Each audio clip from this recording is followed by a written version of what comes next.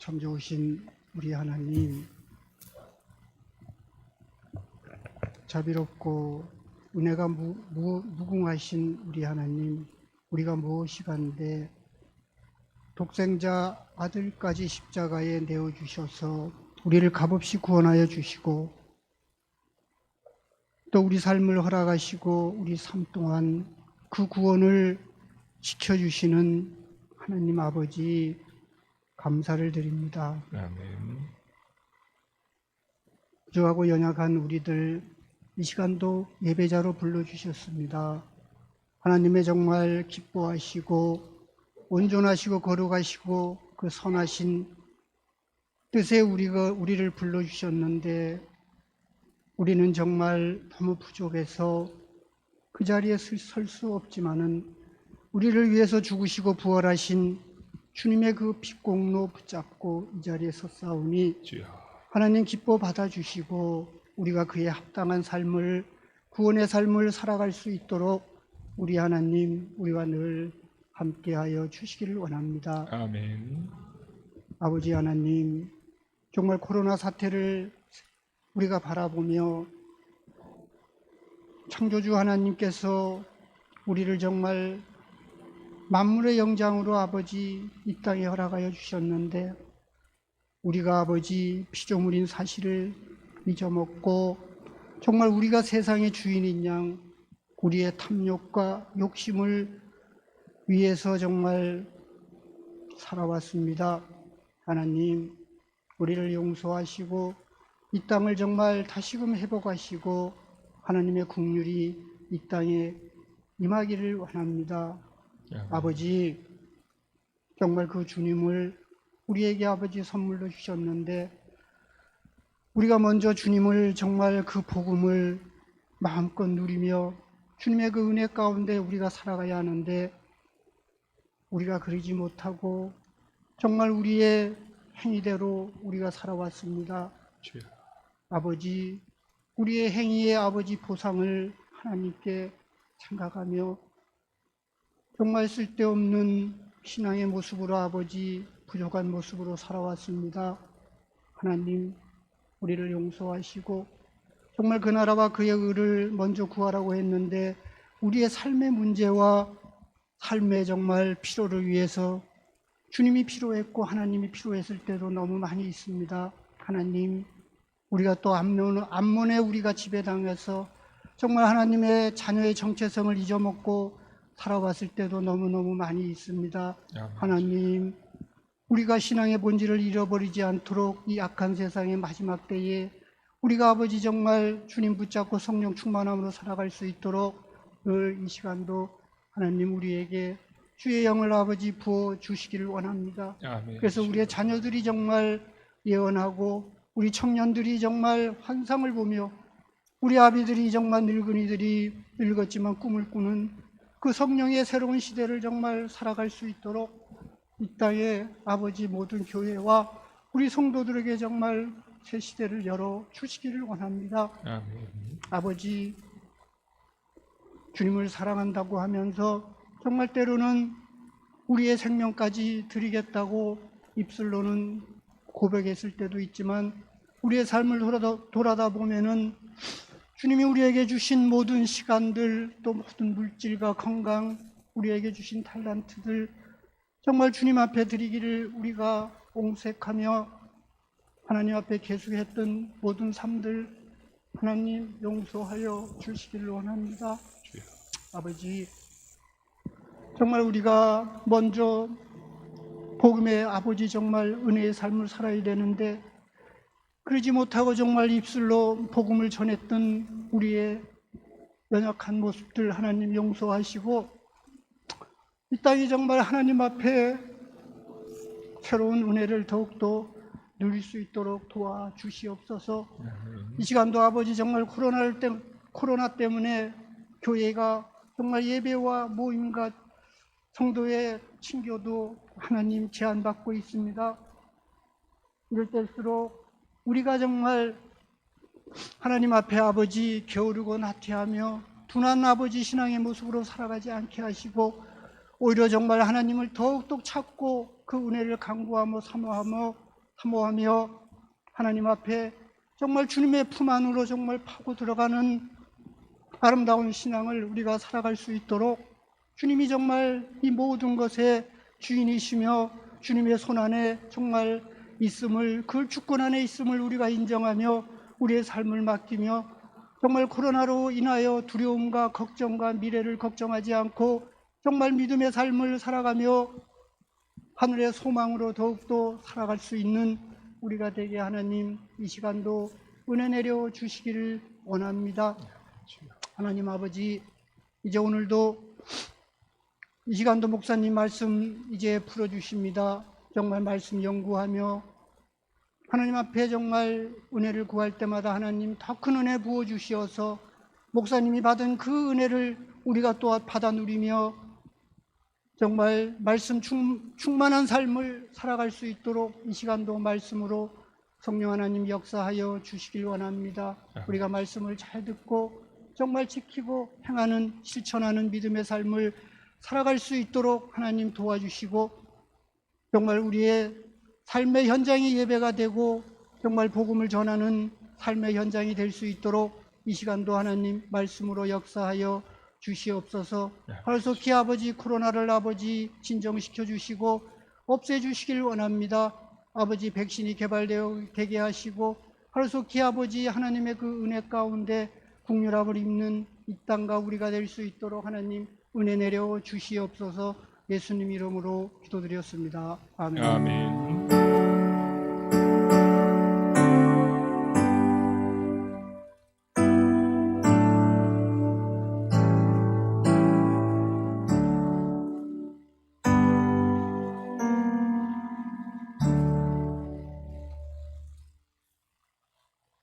오늘 우리에게 주실 하나님의 말씀을 같이 보겠습니다. 야고보서 2장 14절로 27절까지입니다.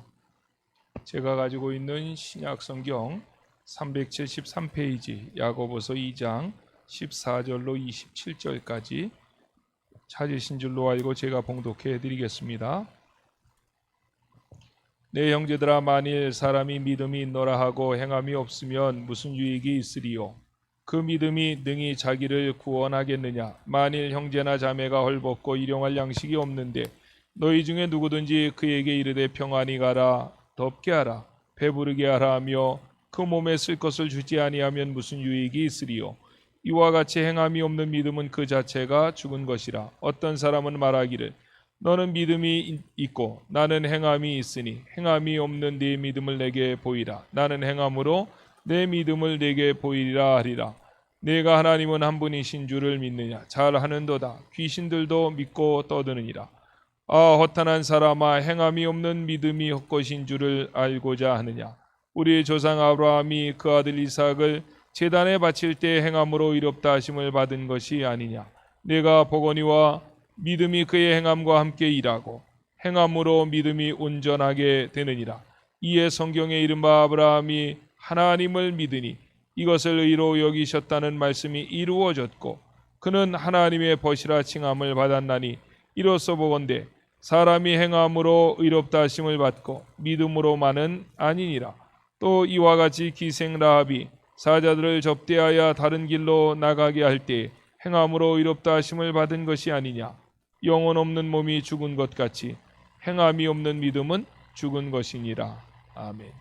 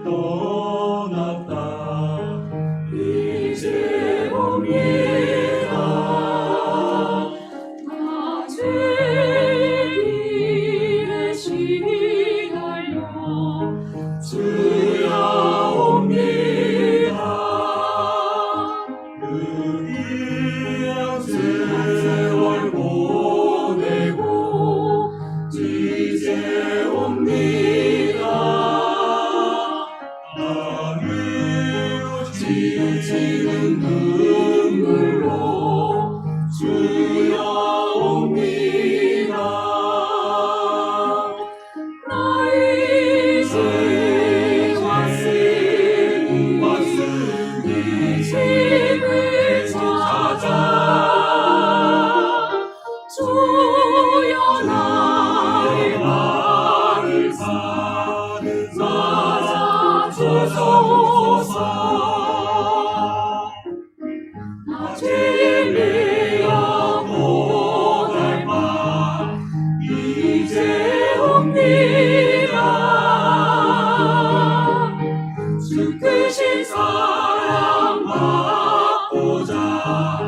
주여 옵니다. 나 이제 왔으니 내 집을 찾아 주여 나를 받으사 맞아 주소서.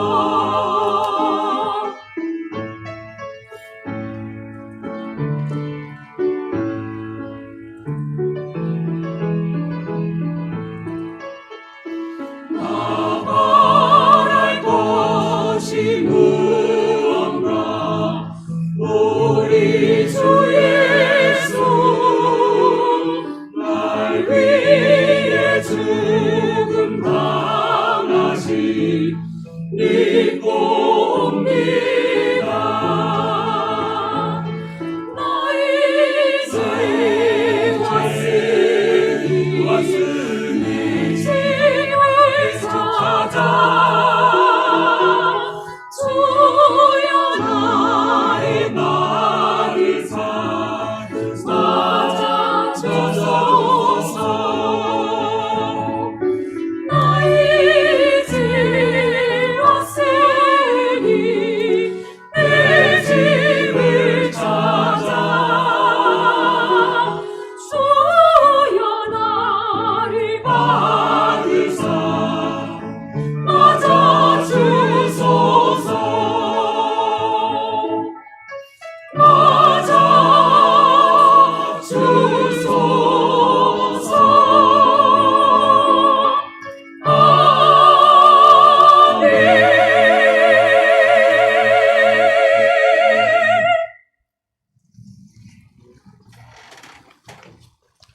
예, 이 시간에 우리 할렐루야 또 임마누엘 찬양대가 서지는 못하지만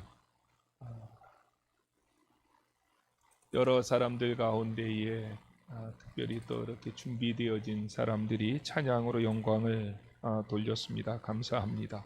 우리 옆에 분들하고 또 가정에서 인터넷으로 예배하시는 분들도 옆에 자녀들을 같이 쳐다보면서 사랑합니다, 축복합니다. 인사 한번 하겠습니다.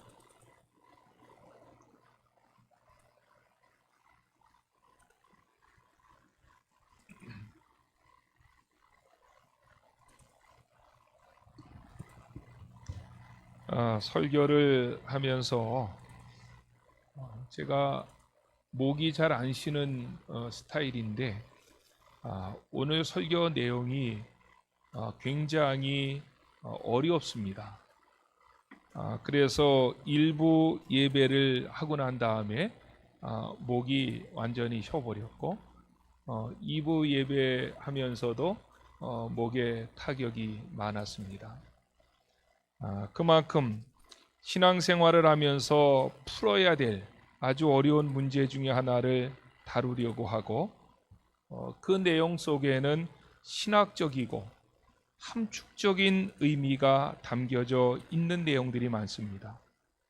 그래서 여러분들이 집중력을 가지고 말씀을 경청할 수 있기를 바라고 또 우리가 말씀을 들을 때에 말씀을 기록하신 성령께서 말씀을 듣는 우리 가운데에도 역사해 주실 수 있기를 기도드립니다.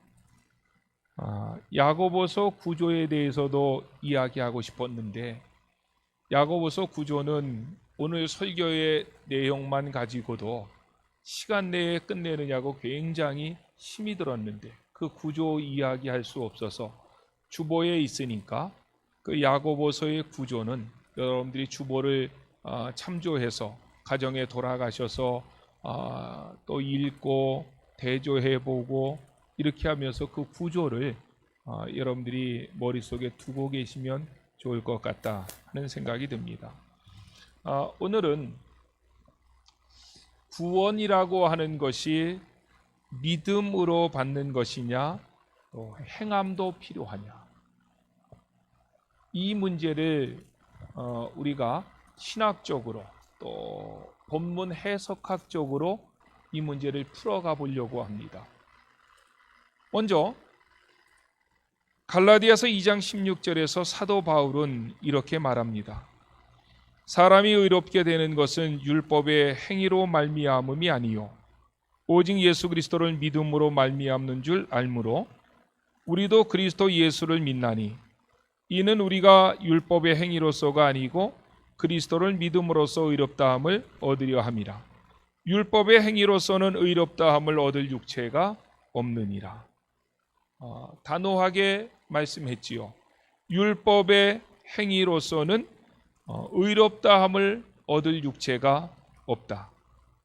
구원은 율법을 행함으로 받는 것이 아니라 그리스도를 믿음으로 받는 것이다. 이것이 기독교의 기본 진리입니다. 기독교를 제외한 다른 모든 종교들은 행위 구원을 말합니다.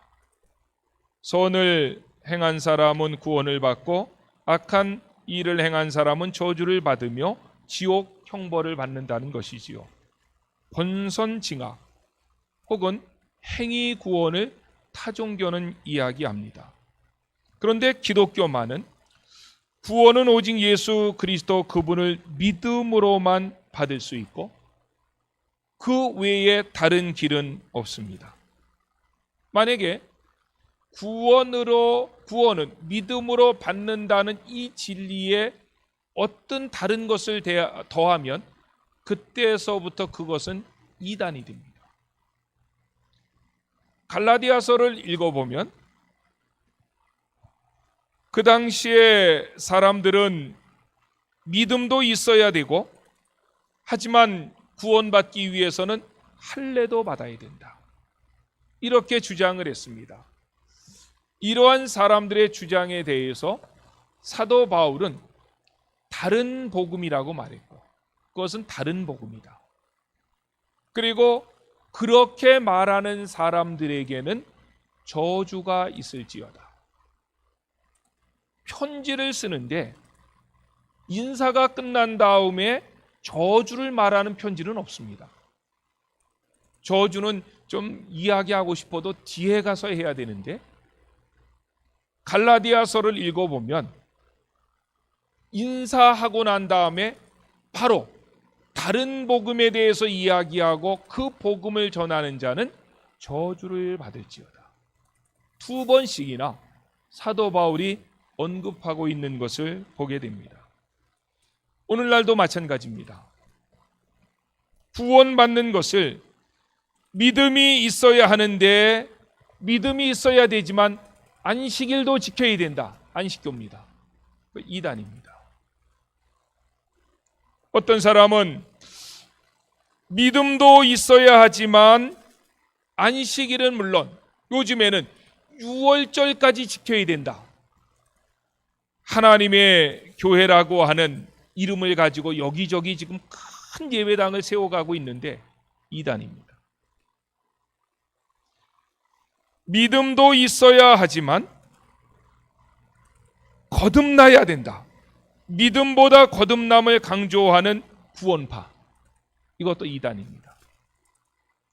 그리고 믿음도 있어야 되지만 예수님을 영접해야 된다. 이렇게 말하는 유광수 씨의 다락방. 역시 이단입니다.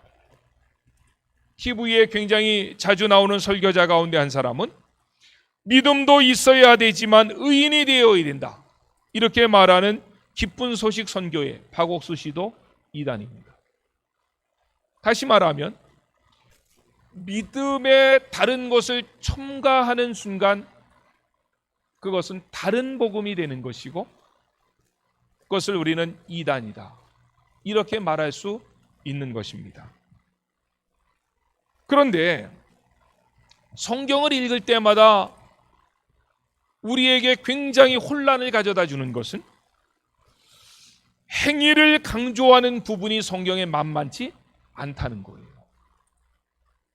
예수님께서도 나더러 주여 주여 하는 자마다 천국에 다 들어갈 것이 아니고 다만 하늘에 계신 내 아버지의 뜻대로 행하는 자라야 들어갈 것이다. 믿음을 말합니까? 행함을 말합니까? 행함을 말합니다. 마가복음 9장 47절에서는 예수님이 직접 이렇게 말씀하셨습니다.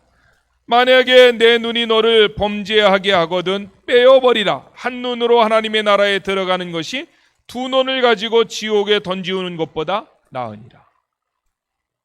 그래서 초대 기독교 역사를 읽어보면 여자를 보면 자꾸 음욕이 생긴다고 자기 눈을 뺀 사람이 있습니다. 행함을 말하는 것입니까? 믿음을 말하고 있습니까? 사도 요한도 요한일서 3장 14절에서 우리는 형제를 사랑함으로 사망에서 옮겨 생명으로 들어간 줄을 알거니와, 우리는 형제를 사랑함으로 사망에서 생명으로 들어갔다. 믿음입니까? 행함입니까? 행함이다. 믿음으로만 구원받는다고 우리가 이야기하는데, 그렇다면 성경 수없이 많은 곳에서 행함에 대해서 이야기하는 이 부분들은 어떻게 해석해야 되느냐? 이것이 굉장히 어려운 논쟁입니다. 특별히 오늘 본문의 야고보 사도는 17절에서 행함이 없는 믿음은 죽은 것이라, 20절에서 행함이 없는 믿음은 헛것이다, 21절에서 아브라함이 행함으로 의롭다 하심을 받은 것이 아니냐, 24절에서 이로 보건대 사람이 행함으로 의롭다 하심을 받고 믿음으로만은 아니니라, 25절에 기생 라합도 행함으로 의롭다 하심을 받은 것이 아니냐 이렇게 얘기했고, 27절에는 행함이 없는 믿음은 죽은 것이라. 우리가 읽었던 몇 구절밖에 되지 않는 본문 속에서도 계속적으로 강조하는 것은 행함으로 구원받는다 이렇게 얘기했다는 거예요.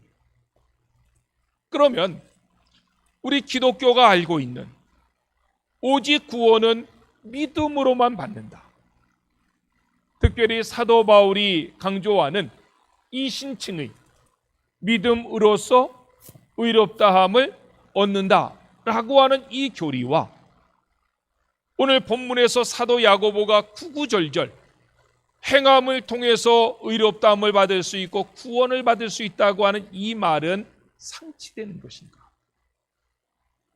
만약에 이 말이 상치되지 않는다면 이 문제를 어떻게 해결해야 될 것인가? 이거를 우리가 해결하고 넘어가야만 합니다.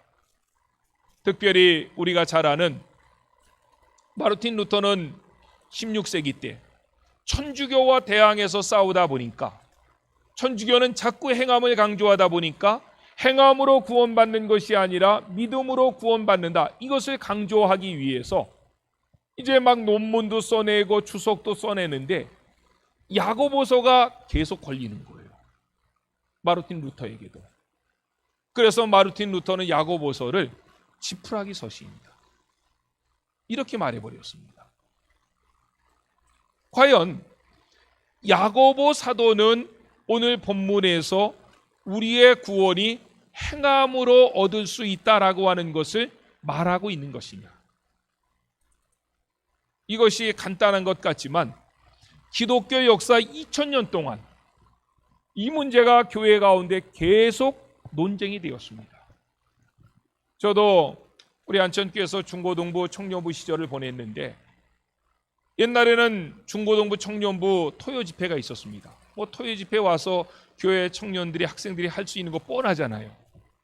그러니까 대개 이제 논쟁거리를 갖다가 주고서 양 팀이 논쟁을 하게 할 때 제일 많이 단골로 나오는 메뉴가 뭡니까?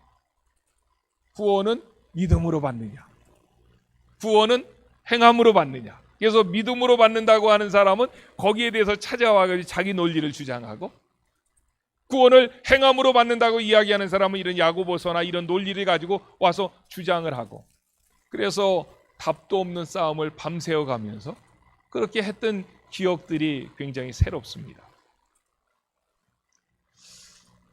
우리도 2000년 동안의 고민이 있었고 이와 비슷한 고민을 우리도 지금 하는데, 저는 이 고민을 여러분들이 오늘 설교를 들으면서 이 고민을 하는 것을 끝내야 됩니다.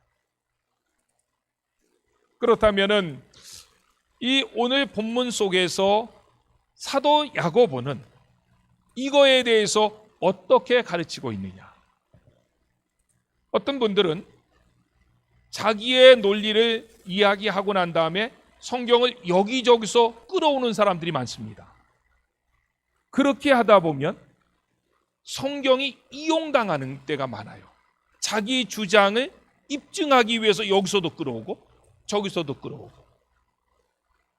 저는 항상 설교를 할 때마다 본문을 읽었으면 그 읽은 본문 속에서 이 주제를 어떻게 풀어나가고 있느냐, 이거를 말씀드리려고 애를 쓰는데 오늘 본문도 바로 그런 관점에서 한 절 한 절을 여러분들에게 설명해 드리려고 합니다. 먼저 14절 말씀을 우리 같이 읽어봅시다. 시작. 14절. 였으면 무슨 유익이 있으리요? 그 믿음이 능히 자기를 구원하겠느냐? 아멘. 예. 형제들아, 만일 사람이 믿음이 있노라 하고 행함이 없으면 무슨 유익이 있으리요? 그 믿음이 능히 자기를 구원하겠느냐? 여기에 내 형제들아, 만일 믿음이 있노라 하고 라고 했을 때 이 하고라고 하는 말이 레고라고 하는 헬라어입니다. 레고라고 하는 헬라어는 말하다라고 하는 동사입니다. 그러니까 여기에서 내 형제들아, 만일 사람이 믿음이 있노라 말하고, 그 말자 하나 더 붙이면 얼마나 좋아요? 근데 종이 아끼느냐고 그 말자를 빼버렸으니까 의미 전달이 확 안 오는 거예요. 어떤 사람이 말로만 그러는 거예요. 나 구원받았다. 나 하나님을 안다. 나 성경을 안다. 나 은혜 받았다. 이렇게 말로만 하고 행함이 없으면 무슨 유익이 있으리요? 14절 하반절에 그 믿음이 능히 자기를 구원하겠느냐? 여기에 믿음이 능히 자기를 구원하겠느냐? 라고 이렇게 이야기를 우리에게 들려지니까 믿음으로 구원받을 수 없다는 말이로구나. 이렇게 오해할 수 있다는 거예요. 그런데 여기에 14절 말씀해 보니까 내 형제들아, 만일 사람이 믿음이 있노라 하고, 그 다음에 하반절에 그 믿음이 능히 자기를 구원하겠느냐. 헬라어에 믿음이라고 하는 말은 피스티스라고 하는 단어입니다. 피스티스. 그런데 믿음이라고 하는 단어를 쓸 때는 피스티스만 쓰지만 거기에 정관사를 붙일 수 있죠. 영어로는 더라고 하는 정관사고, 헬라어에서는 남성 여성이 구분되기 때문에 남성 명사 앞에 정관사를 붙이면 호가 되고 여성 명사 앞에 정관사를 붙이면 해가 됩니다. 그런데 헬라어에서는 믿음이라고 하는 피스티스라고 하는 단어가 여성형으로 되어 있어요. 그래서 해 피스티스 이렇게 되어 있어요. 14절 하반절에. 그러면 정관사가 붙은 것과 안 붙은 것의 차이는 뭡니까? 14절 말씀에 정관사가 안 붙었다면 믿음이 능히 자기를 구원하겠느냐라고 했을 때 그 믿음은 보편적인 믿음이 된다는 거예요. 믿음으로는 구원받을 수 없다, 이런 얘기가 된다는 거예요.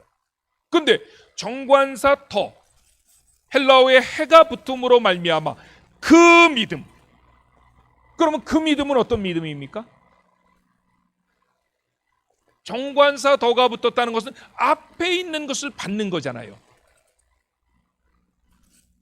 말로만 나는 구원받았다, 나는 은혜 받았다, 나는 하나님을 안다고 말하고 행하지 않는 그 믿음,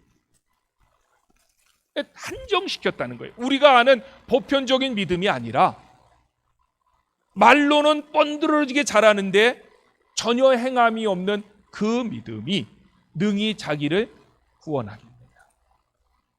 이렇게 사도 야고보는 행함이 없는 믿음을 가지고는 구원받을 수 없다라고 하는 명제를 14절에서 이야기하고 난 다음에 예를 네 가지로 들어서 이 논리를 설명해 나갑니다. 그 네 가지 예는 15절로 17절까지는 일용할 양식이 없어서 헐벗고 있는 자들에게 쓸 것은 주지 아니하면서 좋은 말 하는 것, 그것이 15절로 17절이고, 두 번째로는 18절로 20절까지는 귀신들의 믿음. 귀신들의 믿음이 어떤 것인지 우리가 생각해 봐야 돼요. 그리고 21절로 24절까지는 믿음의 조상 아브라함의 예. 그리고 마지막 25절로 26절은 기생 라합의 예입니다. 그러니까 네 가지 예를 드는데 앞에 두 가지는 거짓된 믿음, 구원에 이르게 하지 못하는 믿음이 뭔지를 설명하고, 뒤에 두 가지 예는 참 믿음, 구원에 이르고 의에 이르게 하는 참 믿음이 무엇인지를 설명해 나가고 있습니다. 저도 이러한 성경의 논리적 구조에 따라서 오늘의 말씀을 진행해 나가려고 합니다. 먼저 첫 번째 예는 야고보서 2장 15절로 17절인데 우리 함께 봉독합시다. 시작. 만일 형제나 자매가 헐벗고 일용할 양식이 없는데 너희 중에 누구든지 그에게 이르되 평안히 가라, 덥게 하라, 배부르게 하라 하며 그 몸에 쓸 것을 주지 아니하면 무슨 유익이 있으리요. 이와 같이 행함이 없는 믿음은 그 자체가 죽은 것이라. 아멘. 여기에 15절에 만일 형제나 자매가 헐벗고 라고 해서 헐벗다라고 하는 것은 원어의 표현은 아무것도 입지 않은 상태, 이런 뜻입니다. 그러면 아무리 가난하다고 해서 빨가벗고 다니는 사람 있습니까? 예, 이거는 그냥 문맥의 내용을 그대로 받기에는 부담스럽다는 거예요. 그래서 학자들이 뭐라고 얘기하냐면 겉옷이 없는 상태, 헐벗다라고 하는 말은 겉옷이 없는 상태, 이렇게 번역을 한다는 거예요. 원래 말의 뜻은 아무것도 입지 않은 상태인데 가난하다고 해서 아무것도 입지 않고 다니는 사람이 없기 때문에 겉옷이 없는 상태, 이렇게 받아야 된다라고 학자들이 얘기합니다. 이스라엘 사람들에게 있어서 겉옷은 굉장히 중요합니다. 이스라엘 사람들의 옷을 입는 그런 문화, 습관을 통해서 볼 때에 겉옷이라고 하는 것은 굉장히 커요. 이렇게 통으로 짜가지고 이렇게 그냥 위에서부터 밑에까지 다 오는데, 이 겉옷이 중요한 이유는 겉옷은 그 사람들에게 있어 밤에는 이불 대용으로 쓴다는 거예요. 이스라엘 사람들은 그 날씨가 굉장히 밤과 낮의 온도 차이가 심합니다. 제가 성지순례 2번 가가지고 광야 체험이라고 해서 광야에서 텐트 치고 한번 잤는데 낮에 보통 35도 되니까 저녁 때도 그렇게 더울 줄 알고 가이드가 신신당부하더라고요. 저녁 때는 있는 옷 다 껴입으셔야 됩니다. 저는 뭐 가이드 말 우습게 알았죠. 낮에 더우니까.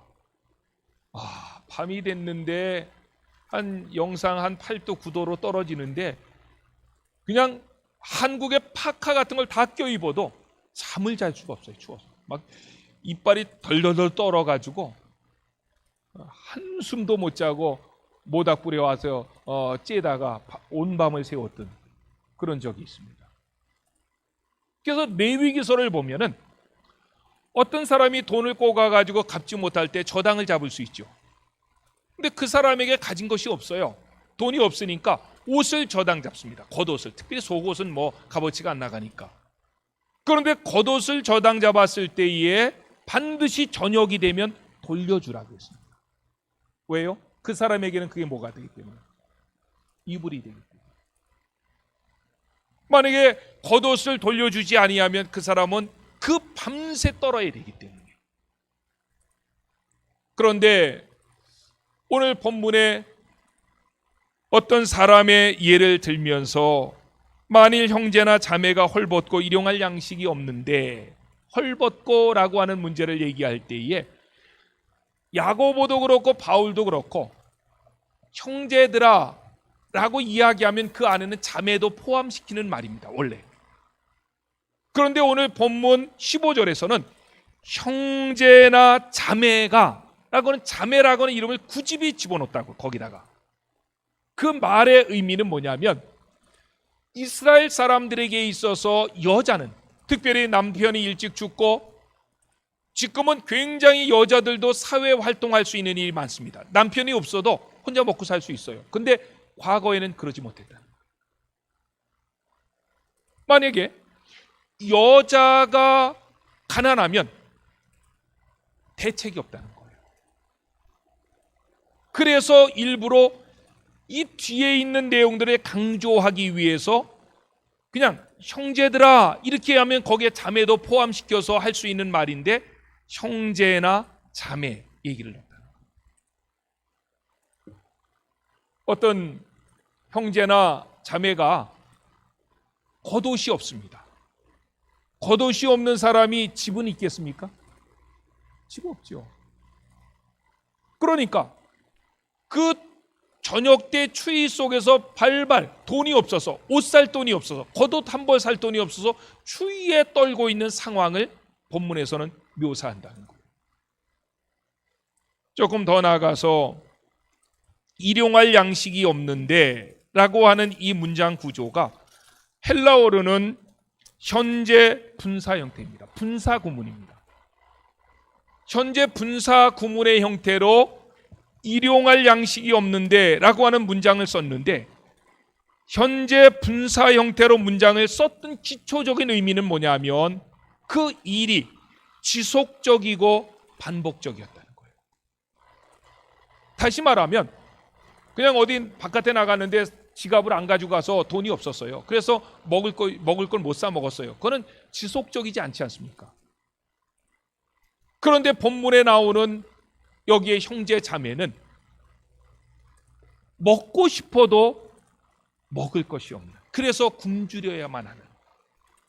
혹시 연세 드신 분들 가운데 그런 분들 그런 얘기를 하면은 얼마든지 이해하겠지요. 옛날에는 대개 쌀을 갖다가 큰 이런 독에다가 쌀을 갖다가 이렇게 모아놨는데, 그리고서 이제 아침 저녁에 그걸 퍼서 밥을 했는데, 아침에 일어나 가지고 그 독을 긁어도 쌀이 한 톨이 안 나올 때 굉장히 비참한 거죠. 밥을 지으려고 하는데도 먹을 것이 다 떨어졌을 때, 바로 오늘 본문의 15절의 상태는 그런 거라는 거예요. 그런 문화 속에서 겉옷은 생명과도 같은데 겉옷 살 돈이 없어서 겉옷도 못 입고, 먹을 것, 정말 밥을 해야 되는데 쌀이 없어서 밥을 해 먹지 못함으로 오랫동안 굶주린 배를 움켜줘야 되는 이런 상황의 사람. 그런데 그 사람에게 어떤 부자가 가가지고 평안하라, 덥게 하라, 배부르게 하라, 이렇게 말만 하면은 그 사람의 믿음이 진짜냐, 이렇게 얘기하는 것입니다. 반문하는 것이지요. 저도 제 예는 될 수 있는 대로 설교 중에는 안 들으려고 많이 하는데, 그래도 제 예를 하나 들겠습니다. 저는 믿지 않는 가정에서 태어나서 가정의 반대를 무릅쓰고 신학을 공부했습니다. 신학을 공부할 때 제가 고등학교 3학년 때 아버님이 돌아가셨는데, 아버님이 돌아가시다 보니까 가정에서 제가 신학을 공부할 때에 물질적인 도움을 줄 수 있는 상황도 아니었고, 또 반대하는 입장에서 신학을 공부했기 때문에 가정의 모든 식구들을 모아놓고 신학 공부하는 것만 허락해달라, 대신 졸업할 때까지는 이런 한 푼도 집에서 가져가지 않겠다. 안천교에 있을 때 얘기죠. 그래서 서울로 매일 공부하러 다녔는데 학비, 차비, 식대, 책값 등 매일 들어가는 돈이 만만치 않았습니다. 학교 다니면서 정말 돈이 없어서 여러 차례 굶었고, 그리고 학교 가면 그래도 같이 먹으니까 사람들하고, 그때 학교 밑에 음식점이 있어서 같이 가서 먹었는데 항상 제 단골 메뉴는 라면이었습니다. 그래서 지금도 라면을 안 먹어요. 그런데 어떤 사람이 저에게 와가지고 신학 공부를 하기 위해서는 잘 먹어야 돼, 이렇게 얘기하고, 왜 옷은 그렇게 구질구질한 옷만 입고 다녀? 신학생인데 깔끔하게 하고 다녀야 되지. 그렇게 말만 하고 전혀 도움이 안 됐다면, 그렇게 말하는 사람의 믿음이 참 믿음이다, 그렇게 반문합니다. 그런데 저에게는 감사했던 것이, 오늘 저를 있게 한 분들이 가끔 경제적으로 힘들고 어려울 때 꼬깃꼬깃하게 1,000원짜리 몇 장 찾아와가지고 제 주머니에 넣어주고, 그리고 전도사님 제가 기도하고 있어요, 힘내세요, 그리고 어깨를 툭툭 쳐주고 가셨던 그분들의 그 사랑, 그 헌신으로 인해서 저는 목사 안수를 받을 수 있었고, 그리고 여러분들 앞에서 지금 설교를 할 수가 있는 것이죠. 그래서 지금도 그때 가장 어려울 때 저를 위로해 줬고 도와줬던 그분들을 잊을 수가 없습니다. 오늘 본문 야고보서 2장 17절에서 야고보는 그런 말씀을 하는 겁니다. 2장 17절에 이와 같이 행함이 없는 믿음은 그 자체가 죽은 것입니다. 살아있는 사람에게 있어서 영혼과 육체가 결합될 때 살아있는 것처럼 성도에게 있어서 믿음과 행함은 반드시 결합되어야, 하나가 되어야 그 믿음이 살아있는 믿음이 되는 것입니다. 두 번째 예는 야고보서 2장 18절로 20절입니다. 우리 같이 볼까요? 시작. 어떤 사람은 말하기를 너는 믿음이 있고 나는 행함이 있으니 행함이 없는 내 믿음을 내게 보이라. 나는 행함으로 내 믿음을 내게 보이리라 하리라. 내가 하나님은 한 분이신 줄을 믿느냐? 잘하는 도다. 귀신들도 믿고 떠느니라. 아, 허탄한 사람아, 행함이 없는 믿음이 헛것인 줄을 알고자 하느냐? 아멘. 실질적으로 이 본문 속에서 18절이 굉장히 어렵습니다. 신학자들도 18절은 난해 구절로 봅니다. 그런데 저는 일부 예배 때 이 18절을 해석하다가 아주 제가 목소리가 다 쉬어버렸어요. 그래서 2부 예배 때는 18절은 그냥 깊게 해석하지 않고 넘어갔습니다. 아무래도 이 3부 예배 때에도 18절을 깊게 해석하면 이것 가지고 굉장히 많은 이야기를 해야 되고, 그때 이야기를 할 때에 앉아있는 분들의 얼굴은 전혀 이해 못하는, 그래서 제가 18절에 있는 말씀을 깊게 해석하지 않으려고 합니다. 이거를 해석하려면 굉장히 어려운데, 그런데 18절에 어떤 사람은 이라고 했을 때 이 어떤 사람이 사도 야고보의 주장을 지지하는 사람일까? 아니면 사도 야고보의 주장을 반대하는 사람일까? 요거는 묻고 가야 돼요. 여러분들 생각은 어떻습니까? 18절에 어떤 사람은 했을 때 이 어떤 사람이 야고보의 주장은 뭐죠? 행함으로 구원받는다. 그 주장을 지지하는 사람일까? 아니면은 반대하는 사람일까? 여러분들은 어떤 것 같습니까? 저는 개인적으로 이 학자들 가운데 지지한다고 하는 사람도 굉장히 많아요. 그런데 저는 반대하는 사람이라고 봅니다. 왜 그러냐면, 제가 반대한다고 하면은 그 이유를 설명해야 돼요. 어떤 사람이라고 하는 요 말 앞에 헬라어로 알라라고 하는 접속사가 있습니다. 그런데 알라라고 하는 접속사는 영어로 얘기하면 but, 한국말로는 그러나라고 하는 접속사입니다. 한국어 성경에는 접속사를 생략하는 문화입니다. 웬만하면 문장이 깔끔하게 이어지면 접속사 빼버리거든요. 근데 헬라어는 그렇지 않습니다. 접속사를 꼼꼼하게 기록하는데 알라라고 하는 접속사, but, 그러나라고 하는 접속사인데 우리가 영어를 이야기할 때에도 그러나라고 하는 접속사는 앞에서 논지를 가지고 왔던 것에 반대 이야기를 할 때 그러나라고 하는 접속사를 씁니다. 그렇죠? 나는 그녀를 사랑했다. 그러나 이렇게 하면 그녀가 나도 사랑했다는 말이 나올까요? 안 사랑했다는 말이 나올까요? 그녀는 나를 사랑하지 않았다. 이렇게 나오는 거잖아요. 그러니까 밭이라고 하는 이 단어가 나오면 그 다음에 나오는 논지는 반대 개념이 온다는 거예요.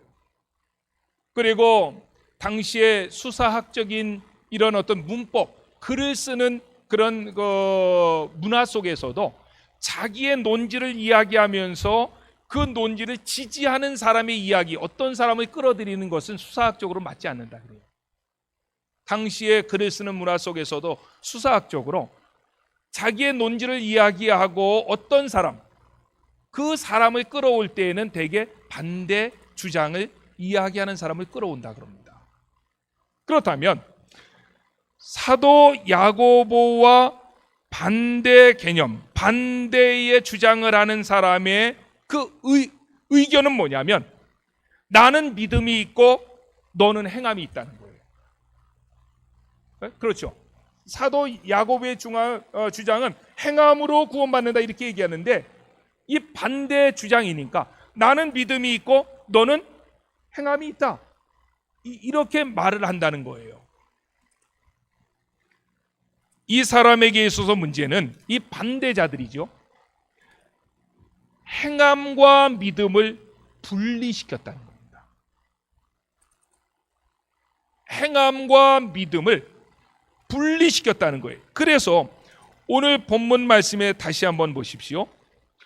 18절에 어떤 사람은 말하기를 너는 믿음이 있고 나는 행함이 있으니 행함이 없는 네 믿음을 내게 보이라. 나는 행함으로 내 믿음을 내게 보이리라 하리라.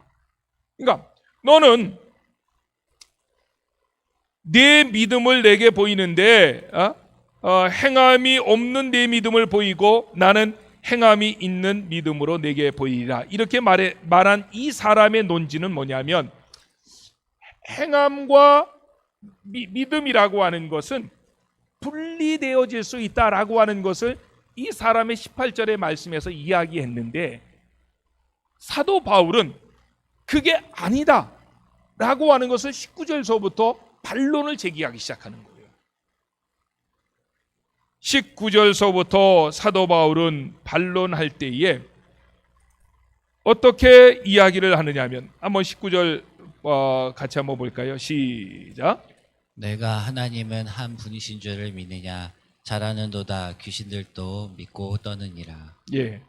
19절에 있는 이 말씀은 신명기 6장 4절을 인용한 부분입니다. 신명기 6장 4절은 이스라엘에 들으라 우리 주 하나님 여호와는 오직 유일하신 여호와니. 신명기 6장 4절은 이스라엘 사람들이 굉장히 중요한 말입니다. 쉐마, 이스라엘아 들으라. 이 말씀은 이스라엘 전체를 변화시킨 말입니다. 쉐마 교육이라고 하는 것은 하나님의 말씀만이 진리이다. 그 말씀 속에서는 하나님을 드러내고 있다. 그렇기 때문에 이 말씀을 너의 이마에 쓰고 손목에 먹어 기호에 붙이고 그러면서 다니라라고 하는 말씀이 신명기 6장 4절의 쉐마에 대한 말씀인데 귀신들은 하나님의 말씀이 진리인 것을 안다는 거예요. 성경을 안다는 거예요. 하나님을 안다는 거예요. 그런데 귀신들은 성경도 알고 하나님도 알고 그 말씀의 능력도 알지만은 행하지 않는다는 거예요. 이 말씀을 19절의 말씀을 19세기의 신학자 엘버트 반슨이라고 하는 사람이 이렇게 주석했습니다. 귀신들이 그런 믿음을 가지고 있으면서도 지옥에 있다면 사람들도 그런 믿음을 가지고 있으면서 지옥에 갈 수 있다는 뜻입니다. 굉장히 무서운 말이에요. 여러분들 전혀 무서워하지 않는데 귀신들이 하나님에 대한 지식이 있으면서도 성경을 알고 있으면서도 지옥에 지금 가 있다면 오늘날의 사람들도 성경에 대해서 많이 알았다 할지라도 그 사람이 어디 갈 수 있다고요? 지옥 갈 수 있다는 거예요. 어떤 사람이 성경을 백독했습니다. 그 사람 천국 가는 그 티켓 거머쥔 사람입니까? 그 사람도 성경을 백독했다 할지라도 지옥 갈 수 있는 거죠. 제가 2부 예배 때 그런 이야기를 했습니다. 도울 김영옥 씨 제가 그 EBS에서 어느 날 TV를 틀다 보니까 EBS에서 나왔는데 그분이 하는 말이 뭐를 했느냐면 그때 강의가 요한복음 강의를 했습니다. 제가 깜짝 놀랐습니다. 도울 김영옥 씨가 요한복음을 강의를 하는데 원어의 박사입니다. 시브리어, 헬라어, 아람어 쭉쭉 갖다 쓰면서 요한복음을 강의하는데 근데 제가 그 내용 들으면서 쫓아가 가지고 그냥 한번 멱살을 붙잡고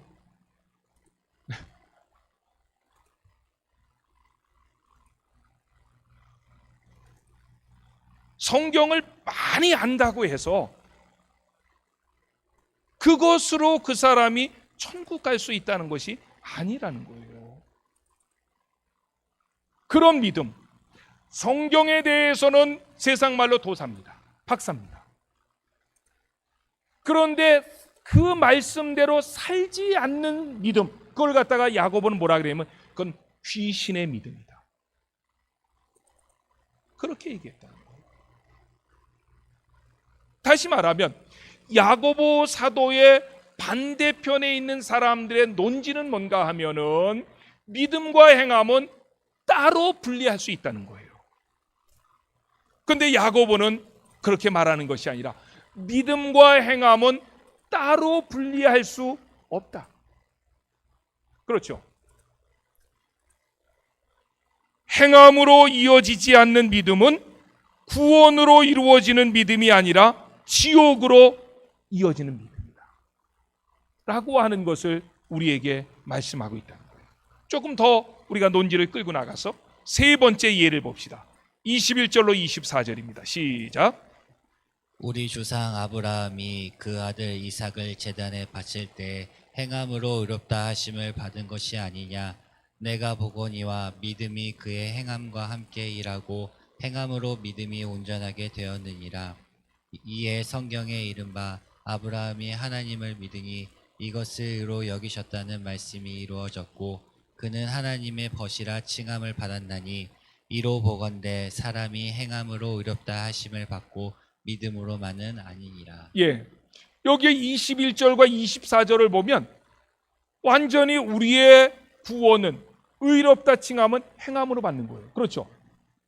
그래서 21절에 우리의 조상 아브라함이 그 아들 이삭을 제단에 바칠 때에 행함으로 의롭다 하심을 받은 것이 아니냐. 행함으로 아브라함도 행함으로 의롭다 하심을 받았다. 이렇게 야고보는 선언하는 거죠. 24절에 이로 보건대 사람이 행함으로 의롭다 하심을 받고 믿음으로만이 아니다. 딱 잘라 말합니다. 그런데 이 문제를 해결해 나가는 키워드는 어디에 있느냐? 여기에 23절에 있습니다. 23절 다시 봅시다. 시작. 이에 성경에 이른바 아브라함이 하나님을 믿으니 이것을 의로 여기셨다는 말씀이 이루어졌고 그의 하나님의 벗이라 칭함을 받았나니. 보십시오. 21절에 이건 논리를 잘 생각하셔야 돼요. 21절에 우리 조상 아브라함이 그 아들 이삭을 제단에 바칠 때에 행함으로 의롭다 하심을 받은 것이 아니냐. 아브라함이 그 아들 이삭을 제단에 번제로 바칠 때 그 사건의 창세기 어디에 있습니까? 아주 조용하시네요. 아브라함이 그 아들 이삭을 번제로 바치잖아요. 모리아산에 가서. 그 내용이 어디에 있습니까? 창세기 22장이 있습니다. 특별히 야고보서 2장 21절은 창세기 22장 12절을 인용한 거예요.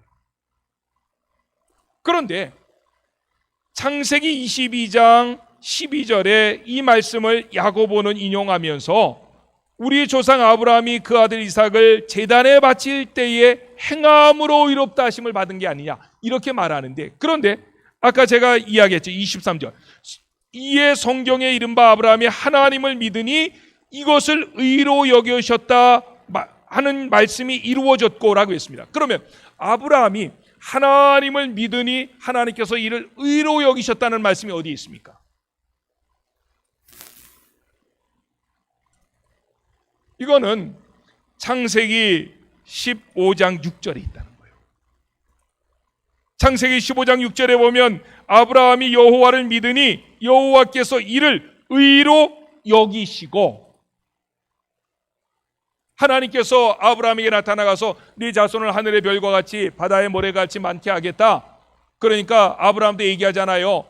나는 이제 우리 와이프는 경수가 끊어졌고 나도 나이가 늙어가지고 애를 낳을 수 있는 그런 저기가 안 되는데, 그런데 하나님께서 아브라함에게 언약적으로 말씀하시자 아브라함이 그것을 믿었다는 거예요. 그 창세기 15장에 그것을, 그 믿은 것을 하나님은 뭐로 여겼다고요? 의로 여겼다는 거예요.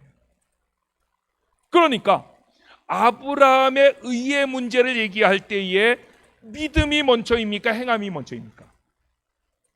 믿음이 먼저 있죠. 믿음은 창세기 15장 6절에서 믿었으니 의로 여겼다. 창세기 15장 6절은 반드시 기억합니다. 로마서에서도 이 문제를 가지고 바울이 계속 논리를 끌어가고 야고보도 지금 이 문제를 가지고 끌어가잖아요. 창세기 15장 6절. 그러니까 아브라함도 의롭다함을 받은 것은 믿음으로 의롭다함을 받은 거예요. 그런데 창세기 22장의 사건은 한참 뒤의 사건이잖아요. 한참 뒤에 그 이삭을 하나님의 말씀대로 번제로 드림으로 해서 그 의가 확증되었다는 거예요.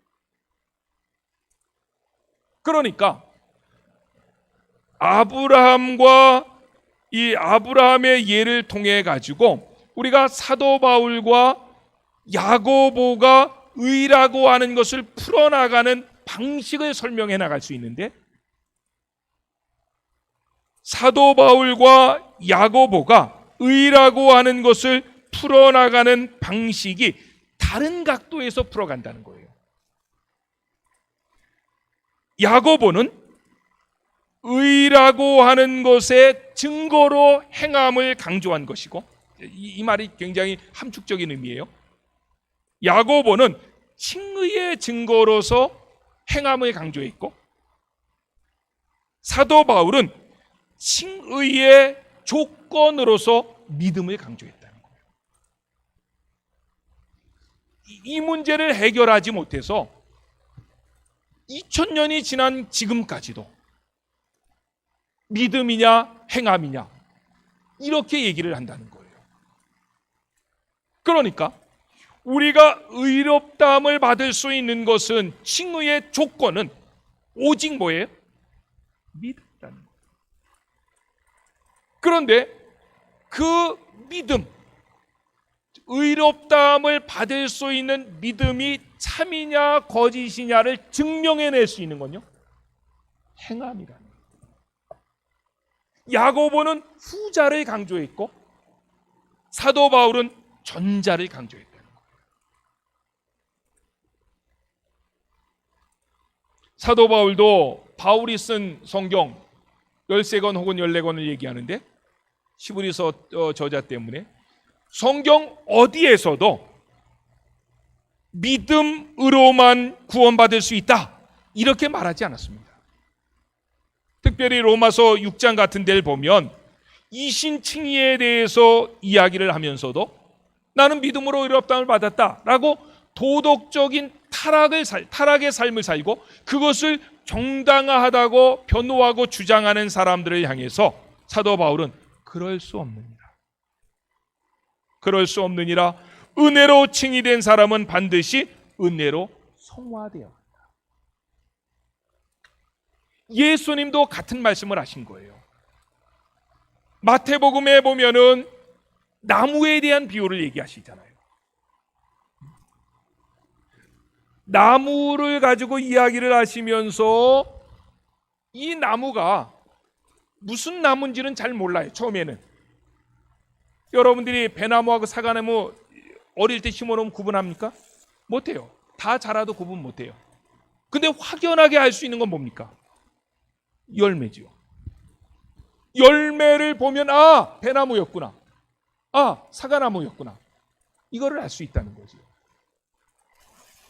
예수님의 말씀도 우리가 선한 일을 행함으로 구원받는다는 것이 아니라 사과나무로 변화되어진 사람은 사과 열매를 맺는다는 거예요. 우리는 하나님의 은혜로 구원받았고 거듭난 사람이기 때문에 그 사람에게서는 뭐가 나온다는 거예요? 선한 열매가 나온다는 거예요. 그러므로 예수님과 바울도 다른 얘기한 거 아니고 야고보와 바울도 다른 이야기를 한 것이 아니라 의라고 하는, 구원이라고 하는 이 문제를 어떻게 풀어 설명해 갔느냐 방식의 차이라는 거예요.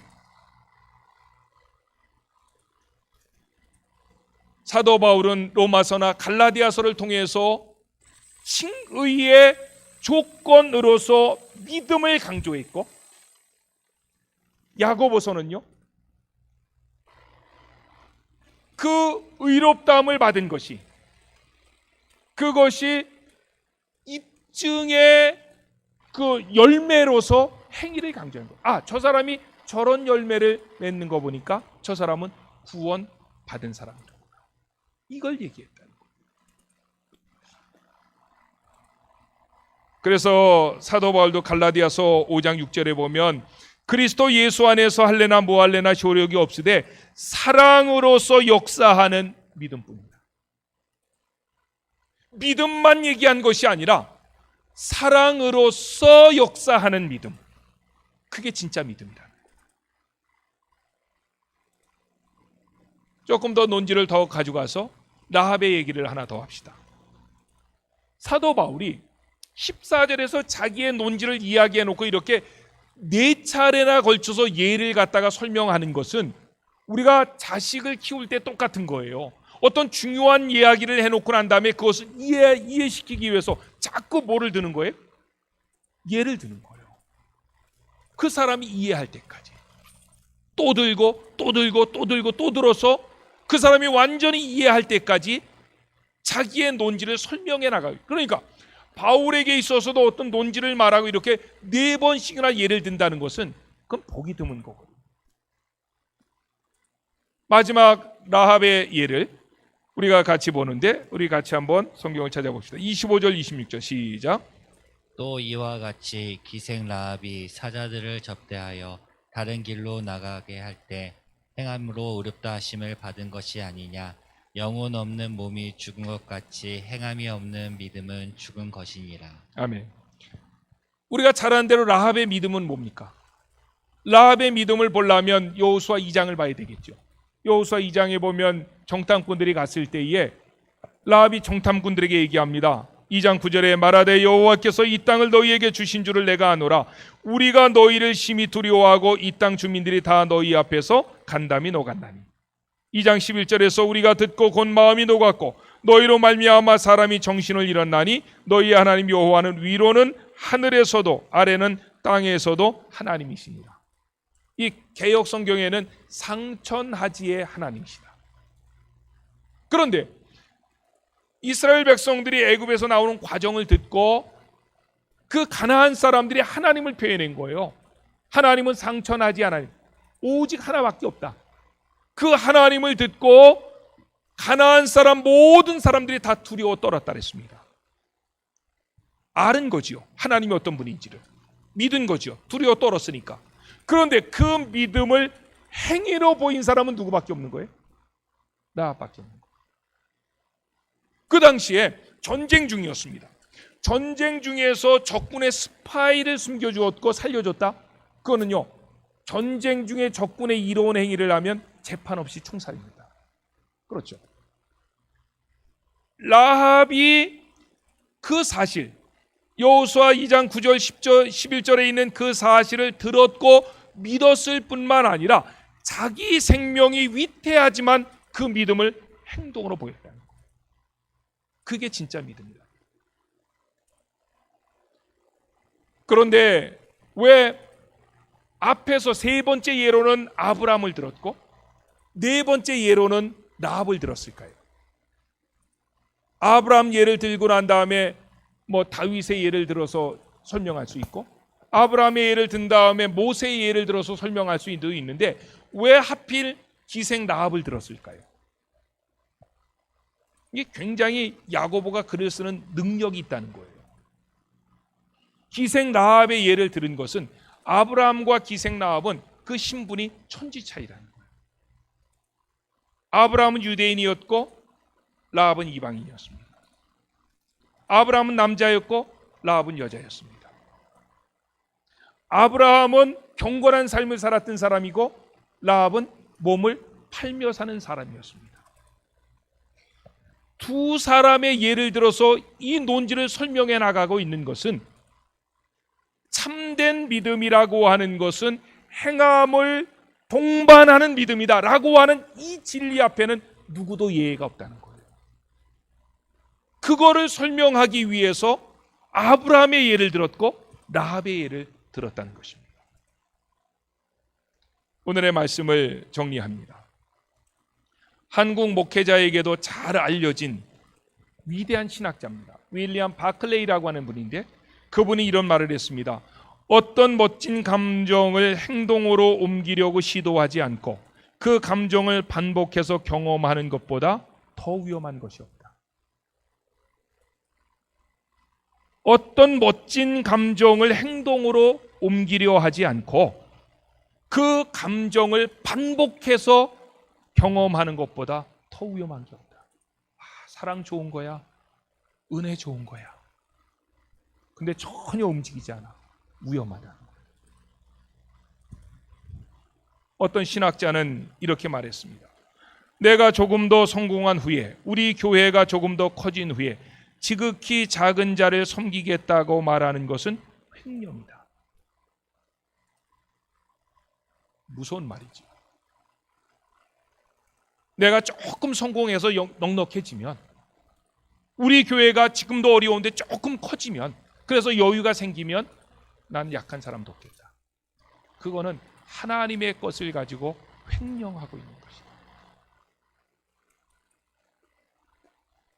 믿음을 순종으로 증명한 아브라함처럼, 믿음을 섬김으로 증명한 라합처럼 우리 모두는 행함으로 우리의 믿음을 입증할 수 있을 뿐만 아니라 행함으로 우리의 믿음을 입증해 나갈 때에 우리의 믿음이 성장해 가는 것입니다. 그렇지 않고 말만 하고 행하지 않는 것, 그거는 진짜 믿음인지 다시 처음서부터 조사해 봐야 되고, 성경에 대해서는 바삭한데 그대로 살지 않는 것, 그건 귀신의 믿음이고, 아브라함의 믿음이나 라합의 믿음은 배운 대로 들은 대로 살아갔다는 것입니다. 저는 우리 안천교회가 그런 교회 되시기를 주의 이름으로 축원합니다. 우리 같이 한번 기도합시다. 오늘 굉장히 어렵죠. 설교 굉장히 어렵게 저도 해나가서 오늘 3번 설교하고 저도 녹초가 됐습니다. 이거를 설명해내느냐고 굉장히 어려움이 있었는데, 그러나 오늘 이 본문이 주는 의미는 굉장히 큽니다. 왜냐하면 우리가 평생토록 신앙생활을 했어도 이 문제를 해결하지 못하는 거예요. 과연 내 믿음은 그 믿는다라고 하는 것을 입증해 나가고 있는지, 그래서 참 믿음인지, 구원에 이르게 하는 믿음인지 한번 여러분들이 되돌아보시면서 그런 믿음 달라고 우리 주여 한번 외치고 기도합시다.